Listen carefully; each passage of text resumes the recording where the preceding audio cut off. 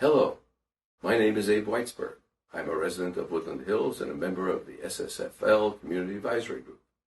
Today I will present some information taken from publicly available documents that has not been widely disseminated and which may give a perspective that differs substantially from what is widely believed in local communities. I worked on reactors at SSFL from 1962 to 1965 for Atomics International.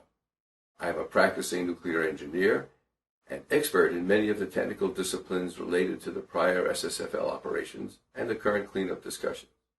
My goal is to provide factual information to help the community achieve a protective cleanup. By way of introduction, the SRE accident occurred in July 1959 when pump fluid leaked into primary reactor coolant, creating a sticky residue. Loss of coolant circulation caused overheating of the fuel rods, and the steel cladding in 13 of 43 fuel rods melted, forming a low melting point alloy with from 1 to 2% of the uranium metal fuel. Radioactivity leaked into the coolant and was contained within the reactor. The reactor was shut down. Some radioactive gases were released to the air. Eventually, contaminated sodium coolant was shipped to the Hanford, Washington reservation after the facility was cleaned. The reactor building was not designed as a containment pressure vessel simply because the maximum credible accident would not release enough gas volume to require pressure containment. Instead, it was designed to retain gases at about atmospheric pressure and to reduce diffusion leakage of potentially contaminated gas. Subsequent to the accident, the facility was cleaned and refurbished. A new core and new sodium coolant were loaded, and the reactor continued operation successfully from 1960 to 1964. It was decontaminated in early 1970s, released for unrestricted use, and used generally for storage. In 1999, the SRE facility was completely removed.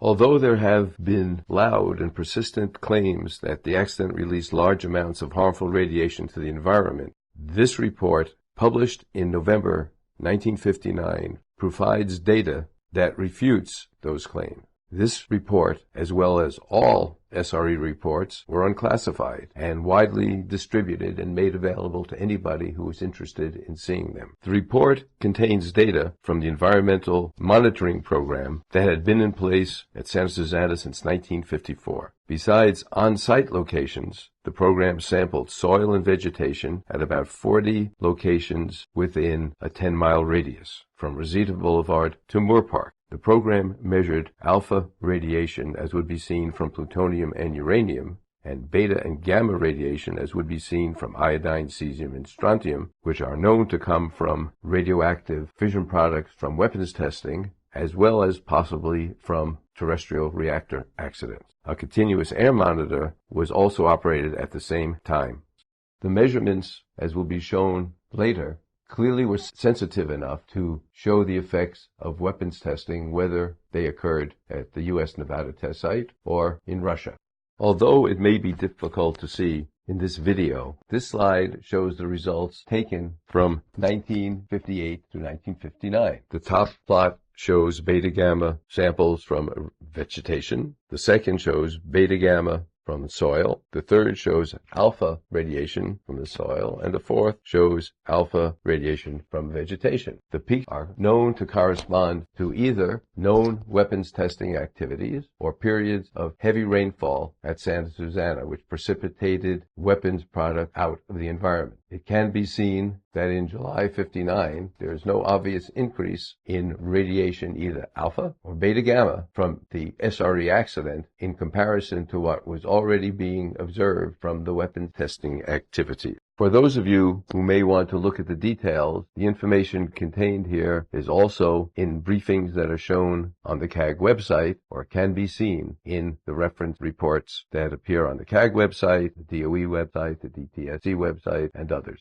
This chart shows environmental air activity in the vicinity of the SRE reactor from July 1958 to August and September 59. Again, there is no increase in environmental air activity at the time of the SRE accident. It appears that the SRE operations have not been responsible for the release of significant quantities of radiation to the environment, at least above that normally accompanying periods of rainfall or fallout from the nuclear test. There's an obvious question. If it is agreed that 1 to 2% of the fuel melted, what happened to the fission products contained in the fuel? Fortunately, that during the cleanup of the SRE accident, there was detailed examination of the core debris, the reactor vessel, and the entire balance of plant system. Results became widely available in a document published in 1962. Additional fission product information was made available at the DOE SRE workshop in 2009. It had been confirmed by experiments at the metal-fueled experimental breeder reactor in Idaho that the uranium triiodide non-volatile compound was formed, so that much of the iodine was retained in the fuel.